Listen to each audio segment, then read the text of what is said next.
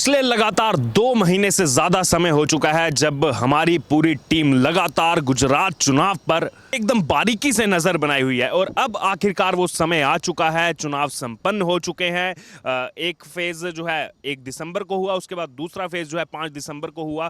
और अगर बात की जाए तो हम अक्टूबर के पहले हफ्ते से ही लगातार गुजरात के अलग अलग क्षेत्रों में जाकर के हमने लोगों से बात की, जाना कि आखिरकार वो किसकी सरकार बनाना चाहते हैं, क्या यहाँ पर 27 साल से जो भाजपा की सत्ता चल रही है क्या उस पर ब्रेक लगेगी या नहीं, क्या लोग भाजपा के विकास के कार्यों से खुश है, क्या कांग्रेस इस एंटी इनकम्बेंसी के फैक्टर पर जो है बड़ा कमाल कर पाएगी या नहीं, या फिर आम आदमी पार्टी जिसने इतना ज्यादा प्रचार प्रसार किया एग्रेसिवली, हर जगह अरविंद केजरीवाल लिख करके दे रहे हैं कि इस बार तो गुजरात में हमारी सरकार बन रही है। मेरे जैसा भविष्यवाणी करने वाला राजनेता आज तक नहीं हुआ, मेरी सारी राजनीतिक भविष्यवाणी अब तक सटीक बैठी हैं। तो यहां पर गुजरात में भी उन्होंने बड़ा दांव खेला है। लेकिन आपको बता दें, हम लगातार जो जाना हमारा लोगों के बीच में हुआ, चाहे फिर वो उत्तर गुजरात हो, मध्य गुजरात हो, सौराष्ट्र का क्षेत्र हो या फिर दक्षिण गुजरात हो, लोगों से हमने बात की। जो आम जनमानस है, चाहे फिर वो शहरों में रहने वाले लोग हैं या फिर गांव में रहने वाले लोग हैं, उनसे हमने बात की। और अब आखिरकार एग्जिट पोल का समय आ चुका है जिसका आप बेसब्री से इंतजार कर रहे थे।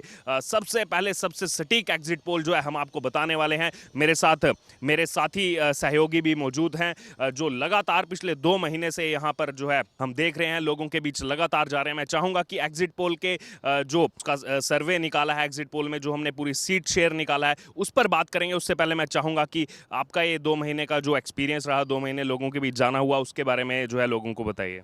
जी, जिस तरीके से आपने बताया कि हम 3 महीने पहले यहाँ के चुनावी सर्वे को जानने आ चुके थे। आपने लगातार लोगों की हमारे चैनल के द्वारा जो बाइटें सुनी है, जो उनका आपने इंटरव्यू लिया है, अच्छी तरीके से उनके बातें सुनी है और उन्हीं लोगों से हमने एक सर्वे कराया और उन्हीं से हमने ये पता किया कि जो सैंपल साइज़ है हमारा, लगभग 10,000 से ज़्यादा जो लोगों से हमने इंटरेक्ट किया इन 3 महीनों में, लगातार 10,000 से ज़्यादा किलोमीटर की यात्रा हमारी हो चुकी है। इस पूरे जोड़ को हम मिला के अब अपना एग्जिट पोल लाए हैं, क्योंकि बड़े बड़े चैनल अपने अपने एग्जिट पोल ला रहे हैं, लेकिन जो आज तक अभी तक हम शाम तक हम पूरे पूरे पोलिंग बूथ पर जा रहे थे, वहां लोग जो पोलिंग कर रहे थे उनसे तक पूछा है, क्योंकि एग्जिट पोल का मतलब यही होता है कि जो लोग पोलिंग करके आ रहे हैं उनसे ये पूछा जाए कि उन्होंने क्या सोचकर मतदान किया है और उनका आखिरकार किस तरफ झुकाव इस चुनाव को लेकर रहा है। तमाम बड़े बड़ी पार्टियों ने अपने अपने चुनावी मुद्दे रखे, किसी ने अपने के लिए फ्री के वादे दिए, तो किसी ने विकास का मॉडल किया और किसी ने बेरोजगारों का भत्ता और महंगाई का जिक्र किया।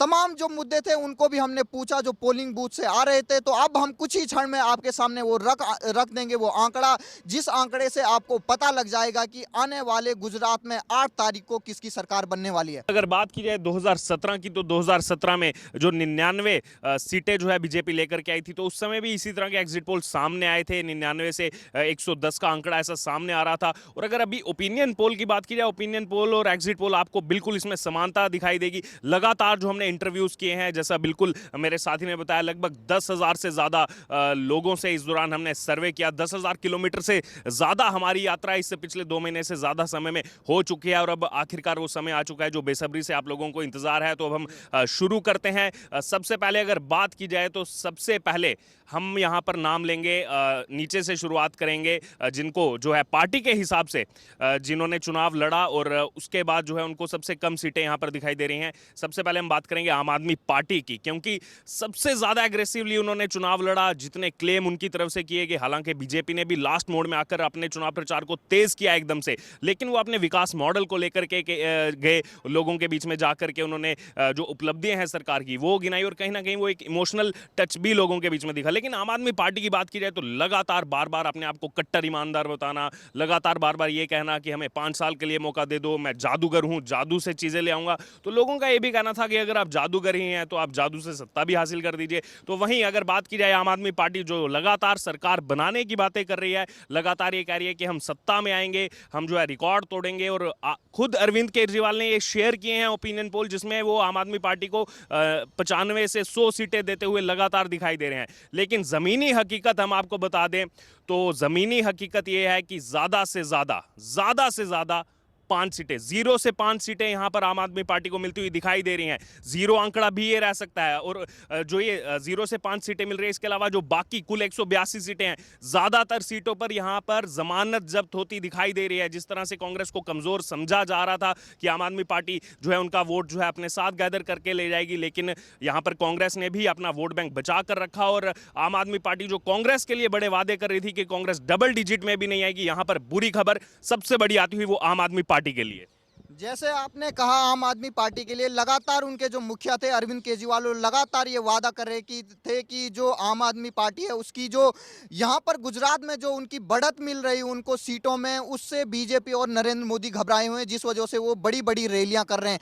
लेकिन जो सीटों में हमें एग्जिट पोल में हमने दिखाया है 0 से 5 सीटें, ये लगभग 0 से 5 इसलिए रखा गया है हमने क्योंकि ये जो बड़े बड़े मीडिया चैनल हैं ये उनको बड़ा करके दिखा रहे हैं, उनको कोई तो बड़ी पार्टी बनाकर उभर रहे हैं। लेकिन हमारा जो सर्वे है जो लोगों से मिलके आया है उनको वोट शेयर तो मिल रहा है, लेकिन सीट निकालना काफी मुश्किल हो जा रहा है, क्योंकि इसका खास तौर पे ये बताया जा रहा है कि जो आखिरी के क्षणों में जो चुनाव था, लगभग 15 दिन पहले ही आम आदमी पार्टी ने यहां घुटने टेक दिए थे। कोई बड़ी से बड़ी रैलियां यहां पर बंद कर दी गई थी, क्योंकि जो एमसीडी का इलेक्शन दिल्ली में चल रहा था, आम आदमी पार्टी ने वहां प्रायोरिटी रखी अपनी और वहां कैंपेन चलाए, लेकिन गुजरात को अकेला छोड़ दिया, जिसका खामियाजा आखिरी तौर पर जो कांग्रेस ने उसने इसका फायदा उठाया। और कांग्रेस की सीटें अगर आपको एग्जिट पोल में बताएं हम, तो लगभग 40 से 50 सीटें कांग्रेस इस बार लाने वाली है। पिछली बार आपको बता दें जो हार्दिक पटेल के नेतृत्व में जो पूरा पटेल का आंदोलन चला था, पटेल आरक्षण, उसकी वजह से 77 सीटें हो गई थी, लेकिन इस बार वो घटकर आधी लगभग 40 से 50 हो जाएंगी। तो ये काफी बुरी खबर कांग्रेस के लिए भी है, लेकिन ये अच्छी खबर है कि कांग्रेस पार्टी फिर से यहाँ पर विपक्ष में आने वाली है। जी हाँ, बिल्कुल साफ तौर पर अगर देखा जाए तो कांग्रेस के लिए कहा जा रहा था कि वो चुनाव छोड़ चुकी है, चुनाव लड़ नहीं रही है, लेकिन कहीं ना कहीं ये स्ट्रेटजी कांग्रेस की कामयाब हुई है। जैसे अगर बात की जाए, खास तौर पर मैं यहाँ जिक्र करना चाहूंगा राहुल गांधी का। सिर्फ एक दिन आना हुआ है उनका गुजरात में, और हम जानते हैं जहां पर भी राहुल गांधी जाते हैं वहां पर कांग्रेस को सबसे ज्यादा नुकसान होता है। तो ये हो सकता है, ये जो हमने लोगों से बात की, जो तमाम पॉलिटिकल पार्टी से बात हुई, कांग्रेस के वर्कर से बात हुई, उनका यही कहना था कि यहाँ के जो लोकल लीडरशिप है, हर कॉन्स्टिट्यूएंसी में जो विधायक के लिए जो खड़े किए गए हैं कैंडिडेट, उन पर ये पूरा चुनाव लड़ा गया। हालांकि अगर सेंटर से बात की जाए तो कांग्रेस की सेंट्रल लीडरशिप इसमें बिल्कुल उनका जो है फायदा नहीं मिला। नए यहां पर अध्यक्ष बनाए गए थे खड़गे, लेकिन आकर के जिस तरह से उन्होंने स्टेटमेंट दी है, उस स्टेटमेंट का कांग्रेस को नुकसान ही हुआ है, खामियाजा ही भुगतना पड़ रहा है। लेकिन उसके बावजूद यहां पर अगर देखा जाए तो जो आम आदमी पार्टी लगातार क्लेम कर रही थी, अरविंद केजरीवाल ने बड़े बड़े चैनल्स पर लिख कर दिया कि कांग्रेस की डबल डिजिट में सीट नहीं आ रही है, 5 सीट भी नहीं आ रही है, ये भी लिख करके दिया था उन्होंने। लेकिन यहां पर मुश्किल है आम आदमी पार्टी के लिए, खुद भी 5 सीटें, क्या 1 सीट भी निकाल जाए तो बहुत बड़ी यहां पर बात होगी। लेकिन यहां पर कांग्रेस पार्टी की बात की जाए तो जो कांग्रेस का पुराना वोट बैंक है, क्योंकि 77 सीटें आई थी पिछली बार, 77 सीटों पर जीत कायम की थी, तो ऐसा करिश्मा एकदम से नहीं हो सकता कि 77 से एकदम जो है सिंगल डिजिट में आ जाए। लेकिन उसका भी नुकसान उनको हुआ है। 77 से कम जो है अब उनकी सीटें 40 से 50, हमारा एग्जिट पोल कहता है कि 40 से 50 सीटें कुछ जो क्षेत्र है उनका जो गढ़ रहा है कांग्रेस का, वो चाहे सौराष्ट्र क्षेत्र में रहा हो और कुछ नॉर्थ गुजरात में भी अगर बात की जाए तो कांग्रेस ने पिछली बार काफी ज्यादा बढ़त हासिल की थी। तो उन सीटों पर कुछ उनके जो विधायक हैं वो फिर से वापसी जो है करते हुए दिखाई दे सकते हैं, और 40 से 50 सीटें यहां पर कांग्रेस को देखने को मिल सकती हैं। और अब सबसे ज्यादा इंतजार सरकार किसकी बनेगी, जो आप एक लंबे समय से इंतजार कर रहे थे, अब ये साफ तौर पर जाहिर हो चुका है। 3 चुनावी पार्टियां सबसे ज्यादा क्लेम कर रही थी इस बार सरकार बनाने की, आम आदमी पार्टी हो, कांग्रेस हो, बीजेपी की बात की जाए तो बीजेपी के लिए लगातार, चाहे आम आदमी पार्टी हो चाहे कांग्रेस हो, कांग्रेस ने कहा हम सत्ता से उखाड़ फेंकेंगे, और यहां पर परिवर्तन की बात लगातार आम आदमी पार्टी कर रही है। लेकिन जो हमारा एग्जिट पोल सामने आया है, जो हमने लोगों से बात की है, विकास के नाम पर लोग सबसे, जब हम उनसे मुद्दा पूछते हैं तो सबसे पहले खुद ही वो विकास का नाम ले लेते हैं। तो इससे जो है साफ जाहिर हो रहा है, पिछली बार जो 99 सीटें आई थी, इस बार 2022 के गुजरात विधानसभा चुनाव में सबसे बड़ी पार्टी बनकर उभरेगी भारतीय जनता पार्टी, जिनको 130 से 140 सीटें मिलेंगी। अपना खुद का रिकॉर्ड तोड़ने जा रही है यहां पर भारतीय जनता पार्टी। अब तक यह रिकॉर्ड बीजेपी का 127 सीटों का रहा है। जब 2002 में नरेंद्र मोदी जीत करके आए थे, यहां पर मुख्यमंत्री बनकर आए थे, उस समय बीजेपी को अब तक के इतिहास में सबसे ज्यादा 127 सीटें मिली हैं। उसके बाद जो है 130 का बेंचमार्क नहीं बीजेपी जो है अब तक टच कर पाई है। लेकिन इस बार 2022 में 27 साल के एंटी इनकम्बेंसी होने के बावजूद बीजेपी यहां पर लैंडस्लाइड विक्ट्री करते हुए 182 में से 130 से 140 सीटें लेकर के आने अपने में बहुत बड़ी बात भारतीय जनता पार्टी के लिए। लगातार ये भारतीय जनता वादा कर रही थी कि 150 पार, लेकिन 150 तो नहीं, लेकिन 150 को टच करते हुए 2/3 से ज्यादा इस बार बहुमत लाने वाली है। लगातार प्रधानमंत्री अपनी रैलियों से संबोधन कर रहे थे कि नरेंद्र का रिकॉर्ड तोड़ेगा भूपेंद्र, तो वो अब सच साबित होते हुए दिखाई दे रहा है कि सबसे बड़ी सीटों की बढ़त इस बार बीजेपी को होने वाली है और लगभग 130 से 40 जो आपने आंकड़े बताए एग्जिट पोल के, ये 10,000 से ज्यादा लोगों का जो सैंपल साइज है, जो पोलिंग बूथ से निकल कर हमारे पास आए, उन्होंने अपनी बातें रखी, उन्होंने मुद्दे रखे और उन्होंने ये बताया कि पिछली बार वो किसको दे रहे थे और इस बार किसको देने वाले। तो ये पूरा आपने आंकड़ा देख लिया, बीजेपी को 130 से 140, कांग्रेस को 40 से 50 और महज जो आम आदमी पार्टी इतना धुआंधार प्रचार कर गई, पूरा पैसा यहां पर इन्वेस्ट कर गई, लेकिन उनको उतना पैसे का भी मुनाफा इन्वेस्टमेंट रिटर्न नहीं मिल रहा और केवल 0 से 5 सीटें भी वो हैं जो कयास लगाए जा रहे हैं कि उनके गढ़ हैं, लेकिन उन गढ़ों का बिल्कुल पता नहीं है कि वो सीटें निकल पाएंगी या नहीं निकल पाएंगी। तो ये रहा हमारा एग्जिट पोल और आपको बता दें कि जो मेन मुद्दा इस इलेक्शन का था वो था विकास और सुरक्षा। महिलाओं के सामने अगर आप एक भी बात, अगर आप जैसे ही माइक उनके सामने खड़े करेंगे तो वो कहेंगे कि हम आज 2 बजे रात के भी अगर निकल पा रहे हैं तो इसका एक ही कारण है, वो है नरेंद्र मोदी का सुशासन और जो यहाँ पर कानून व्यवस्था की गई है उसका फल के स्वरूप यहाँ पर जो हमें आज रात में 2 बजे घूमने का मिल रहा है, ये उन्हीं की वजह से। और अगर अल्पसंख्यकों की बात करेंगे तो वो हमारे सहयोगी बताएंगे कि उनका खास तौर पे क्या मुद्दा था कि जो वो बीजेपी को लाना चाहते थे। देखिए, यही जो सुरक्षा की बात की जाए, अल्पसंख्यकों से भी जब हमने बात की, उनके लिए भी एक अहम मुद्दा था।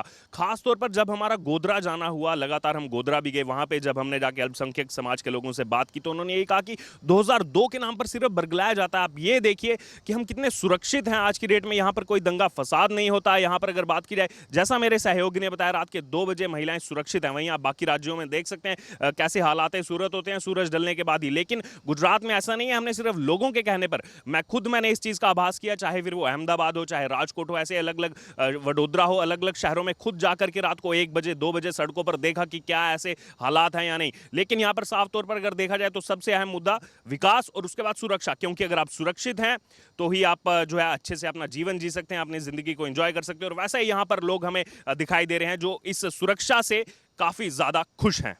अगर गुजरात के तमाम रीजन वाइज करें हम बात, तो उत्तर गुजरात में लगभग 32 सीटें हैं। इस बार हम अपने एग्जिट पोल में बीजेपी को 22 सीटें और कांग्रेस को 8 और आम आदमी पार्टी को 0 से 1 सीटें उत्तर जो गुजरात है वहां दे रहे हैं। और मध्य गुजरात जो सबसे ज़्यादा सीटें जो शहरी क्षेत्र में आती हैं उसमें 61 सीटें हैं और बीजेपी को इस बार 40 से ज़्यादा 42 सीटें हम अपने एग्जिट पोल में दे रहे हैं और कांग्रेस को केवल मात्र 19 सीटें और आम आदमी पार्टी यहाँ भी पिछड़ी हुई नजर आ रही है, महज 0 से 1। तो हम अब बाकी जो रीजन है दक्षिण और सौराष्ट्र उसकी बात करेंगे, क्योंकि ये प्रमुख जो रीजन है, क्योंकि पिछली बार यहाँ पर बीजेपी को मात खानी पड़ी थी। उससे हम अपने सहयोगी से पूछेंगे कि वहाँ पर एग्जिट पोल का क्या हिसाब है। जी हाँ, बिल्कुल। पहले चरण में यहाँ मतदान हुआ था। सौराष्ट्र कच्छ रीजन की बात की जाए या फिर उसके अलावा अगर साउथ गुजरात की बात की जाए तो सबसे पहले मैं बात करूंगा सौराष्ट्र कच्छ रीजन की। काफ़ी बड़ा क्षेत्र है, कुल मिलाकर के 54 सीटें यहाँ पर आती हैं, जिसमें बीजेपी को पिछली बार काफ़ी नुकसान हुआ था, कांग्रेस ने बढ़त हासिल की थी। लेकिन इस बार यहाँ पर बीजेपी का जो विकास का जो मॉडल है वो काम करता दिखाई दे रहा है और सौराष्ट्र कच्छ रीजन में 54 में से 38 सीटें बीजेपी को आती हुई दिखाई दे रही हैं। वहीं कांग्रेस की बात की जाए तो 15 सीटें यहाँ पर कांग्रेस को दिखाई दी जा रही हैं। वहीं आम आदमी पार्टी की बात की जाए तो खुद अगर ईसुदान गढ़वी जो इस क्षेत्र से आते हैं वो अगर अपनी सीट निकाल जाएं तो बड़ी बात होगी। इसलिए 0 से 2 सीटें यहां पर आम आदमी पार्टी की दिखाई दे रही हैं, वो भी जो लगातार उनकी तरफ से क्लेम किया जा रहा है, एक राजकोट में और उसके अलावा ईसुदान गढ़वी का। लेकिन यहां पर जो अगर बात की जाए बूथ लेवल कार्यकर्ता हमको आम आदमी पार्टी का नहीं दिखाई दिया। और उसके अलावा अब अगर हम यहां पर चलते हैं साउथ गुजरात की तरफ, दक्षिण गुजरात की तरफ, सूरत, जहां से पिछली बार 16 में से 15 सीटें सूरत जिले से बीजेपी ने जीती थी और इस बार भी ऐसा कुछ दक्षिण गुजरात से देखने को मिल रहा है। 35 सीटों में से बीजेपी को 28 सीटें यहां पर जीतती हुई दिखाई दे रही है। लैंडस्लाइड विक्ट्री यहां पर साउथ गुजरात में भी देखने को मिल रही है। वहीं कांग्रेस की बात की जाए तो कुछ जो उनकी पुरानी सीटें थी उन पर वो जो है वापस आ सकते हैं, 4 से 6 सीटें उनको मिल सकती हैं। और वहीं अगर बात की जाए आम आदमी पार्टी सबसे ज्यादा क्लेम कर रही थी कि हम सूरत से जो है सीटें निकालेंगे, सबसे ज्यादा जोर वहीं लगाया जा रहा था। लगातार अरविंद केजरीवाल सूरत में जा रहे थे, लेकिन यहां पर भी हमारे एग्जिट पोल में सूरत में उनको 0 से अगर बात की जाए तो 2 सीटें इतनी ही यहां पर मिलती हुई दिखाई दे रही हैं। तो ये था हमारा प्यारा हिंदुस्तान का जो एग्जिट पोल था। अब हम आपको हम आपसे ये कहते हैं कि आपका पूरा जो गुजरात इलेक्शन था हमारा, आपने उनकी बाइटें सुनी, तमाम लोगों के इंटरव्यूज देखे, उसके आधार पर आपको क्या लगता है, आपकी क्या राय है कि इस बार का एग्जिट पोल के हिसाब से आपका एग्जिट पोल क्या कहता है इस बार गुजरात इलेक्शन को लेकर? कमेंट बॉक्स में जरूर लिखें कि आपकी तरफ से कौन सी पार्टी इस बार सरकार बना सकती है और किस पार्टी को कितनी सीटें मिल सकती हैं।